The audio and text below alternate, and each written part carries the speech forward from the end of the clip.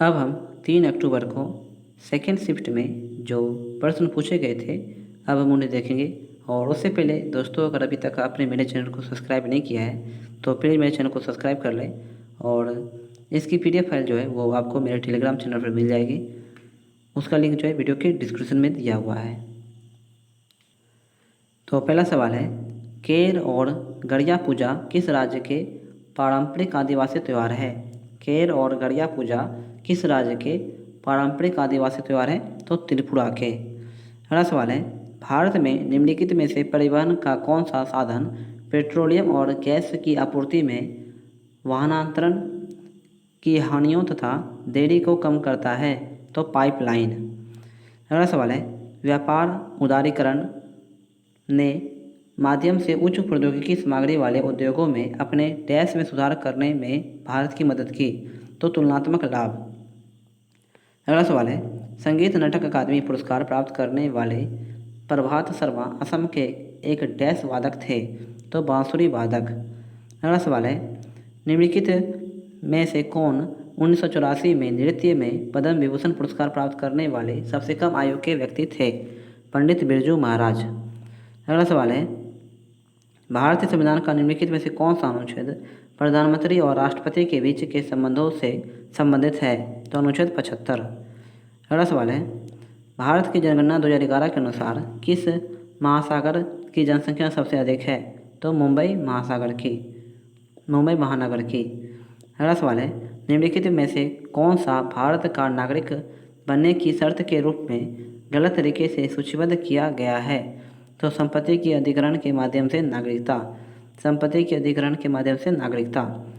अगला सवाल है, कोशिका झिल्ली में प्रोटीन का प्रतिशत कितना है? कोशिका झिल्ली में प्रोटीन का प्रतिशत कितना है? तो 40 से 60%। अगला सवाल है, किस ब्रिटिश वैज्ञानिक को 1947 में इलेक्ट्रॉन सूक्ष्मदर्शी की विवेचन क्षमता में सुधार हेतु होलोग्राफी के सिद्धांत को विकसित करने के लिए जाना जाता है? तो डेनिस गेबोर को। अगला सवाल है, एक राज्यपाल अपने कार्यकाल की समाप्ति के बावजूद कब तक पद पर बना रहेगा? तो उसके उत्तराधिकारी द्वारा उसका पद ग्रहण करने तक। अगला सवाल है, निम्नलिखित में से किस पंचवर्षीय योजना को पहली बार मुख्य उद्देश्य के रूप में गरीबी उन्मूलन के मुद्दे पर केंद्रित किया गया था? तो 5वीं पंचवर्षीय योजना का। अगला सवाल है, गुरु विपिन सिंह जिन्हें 1966 में संगीत नाटक अकादमी पुरस्कार और मध्य प्रदेश सरकार द्वारा कालिदास सम्मान से सम्मानित किया गया था, निम्नलिखित में से किस भारतीय शास्त्रीय नृत्य के प्रतिपादक थे? तो मणिपुरी के। अगला सवाल है, भारत सरकार द्वारा तापमान, वर्षा, पवन आदि से संबंधित डेटा एकत्र करने और मौसम का पूर्वानुमान लगाने के लिए जिम्मेदार भारतीय मौसम विभाग की स्थापना कब की गई थी? 1875 में। अगला सवाल है, विश्व में सर्वाधिक वर्षा वाला स्थान मासिन राम किस पहाड़ी पर स्थित है? तो खासी पहाड़ियों पर। अगला सवाल है, पंडित रविशंकर ने प्रमुखतः निम्न में से किस वाद्ययंत्र को पूरी दुनिया में लोकप्रिय बनाया? तो सितार को।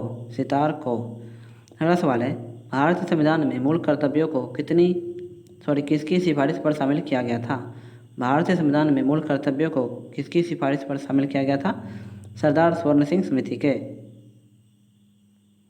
अगला सवाल है, निम्नलिखित में से किस वर्ष में मुस्लिम लीग का गठन किया गया था? तो 1906 ईस्वी में। अगला सवाल है, पृथ्वी का उपसौर डैश में घटित होता है? तो जनवरी माह में। अगला सवाल है, निम्नलिखित में से कौन सा नृत्य राधा और कृष्ण की रासलीला विषय वस्तु पर आधारित है? तो मणिपुरी नृत्य। अगला सवाल है, प्रशासन में दीवान-ए-ईसा का कार्यालय किस मामले से संबंधित था? तो राज्य पत्राचार मामले से। अगला सवाल है, हॉकी के खेल के दौरान किसी उल्लंघन के बाद यदि किसी खिलाड़ी को पीला कार्ड दिखाया जाता है तो उसे डैश के लिए पिच से बाहर भेज दिया जाएगा? तो 5 मिनट के लिए। अगला सवाल है, 12वीं पंचवर्षीय योजना की अवधि डैश से डैश तक थी? तो 2012 से 2017 तक। अगला सवाल है, निम्नलिखित में से कौन सा सही कथन है? तो कार्य की इकाई जूल होती है। कार्य की इकाई क्या है? जूल। अगला सवाल है, गोवा की किस नृत्य शैली को योद्धा नृत्य के नाम से भी जाना जाता है? तो घोड़े मोदानी को। गोवा कि किस नृत्य शैली को योद्धा नृत्य के नाम से भी जाना जाता है? घोड़े मोदानी को। अगला सवाल है, कोपाकबाना समुद्र तट डैश में स्थित है? कोपाकबाना समुद्र तट डैश में स्थित है? तो ब्राज़ील में। अगला सवाल है, उत्तर भारत में गुर्जर प्रतिहार, पूर्वी भारत में पाल और दक्षिण भारत में डैश के बीच द्विपक्षीय संघर्ष था? तो राष्ट्रकूट के बीच। अगला सवाल है, हजीरा विजयपुर जगदीशपुर पाइपलाइन परियोजना के निर्माण, संचालन और रखरखाव की जिम्मेदारी किस कंपनी को दी गई है? तो भारतीय गैस प्राधिकरण गेल को। भारतीय गैस प्राधिकरण गेल को। अगला सवाल है, निम्नलिखित में से कौन सी शुद्ध धातुओं के शोधन के लिए सर्वाधिक व्यापक रूप से उपयोग की जाने वाली विधि है? तो विद्युतीय अपघटनी परिष्करण। विद्युतीय अपघटनी परिष्करण। अगला सवाल है, पूना, सतारा और महाराष्ट्र के अन्य शहरों में निम्नलिखित में से कौन सा संगठन स्थापित किया गया था जिसने ब्राह्मणवादी रूढ़िवादी के खिलाफ कार्य किया और हिंदू धर्म में सुधार का प्रयास किया? तो परमहंस मंडली ने। अगला सवाल है, निम्नलिखित कथनों में से कौन सा कथन सही है? निम्नलिखित कथनों में से कौन सा कथन सही है? तो ब्रायोफाइटों और टेरिडोफाइटों में नर युग्मकों का परिवहन जल के माध्यम से होता है। अगला सवाल है, मेहरानगढ़ किला निम्नलिखित में से किस शहर में स्थित है?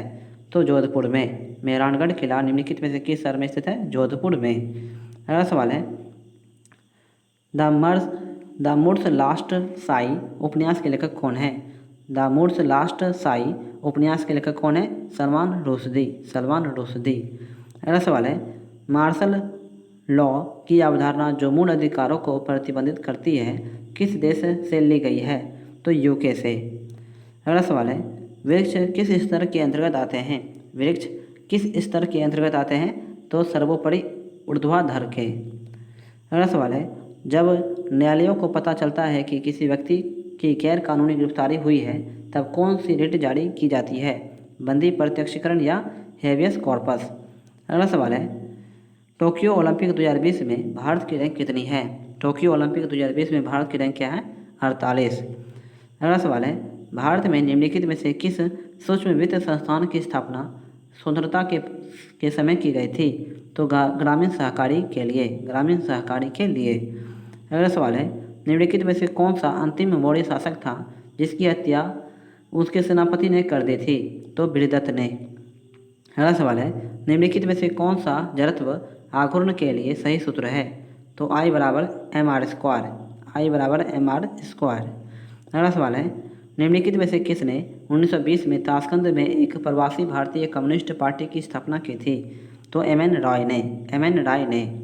अगला सवाल है, चंबल, हिंडन और टोंस नदियाँ निम्न में से किस नदी की सहायक नदियाँ हैं? तो यमुना की। अगला सवाल है, the race of my life निम्नलिखित में से किस खिलाड़ी की आत्मकथा है? तो मिल्खा सिंह की। अगला सवाल है, 1784 में हाइड्रोजन और ऑक्सीजन के साथ अपने प्रयोग की मदद से जल की संरचना की खोज किसने की थी? हेनरी कैवेंडिश ने। हेनरी कैवेंडिश ने। अगला सवाल है, दिए गए संकेतों के आधार पर सांस्कृतिक उत्सव की पहचान करें। तो यह उत्सव पूरे भारत के कुम्हार, कढ़ाई करने वाले, बुनकर, लकड़ी पर नक्काशी करने वाले, धातुओं के काम करने वाले, पत्थर की वस्तु बनाने और चित्रकारों जैसे शिल्पकारों को हरियाणा में एक मंच पर लाता है। और यह शिल्प मेला हर साल फरवरी में आयोजित किया जाता है और राज्य की सांस्कृतिक विरासत और हाल ही की उपलब्धियों की एक झलक प्रदान करता है। तो सूरजकुंड मेला। अगला सवाल है, मनीषा कल्याण निम्नलिखित में से किस खेल से संबंधित है? मनीषा कल्याण निम्नलिखित में से किस खेल से संबंधित है? फुटबॉल से।